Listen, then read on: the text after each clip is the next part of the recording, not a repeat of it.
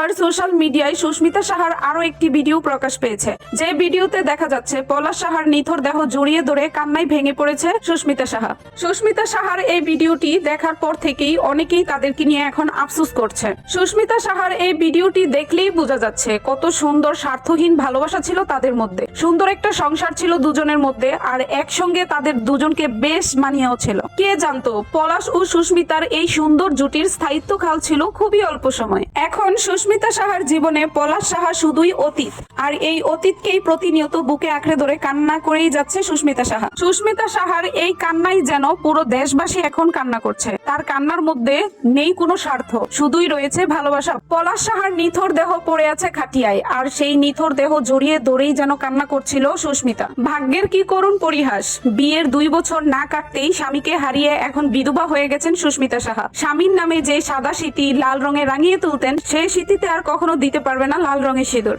ভাবতেও অবাক লাগে, শুধুমাত্র পারিবারিক ঝামেলার জের টেনেই আজকে পলাশ সাহা এই পৃথিবীতে নেই।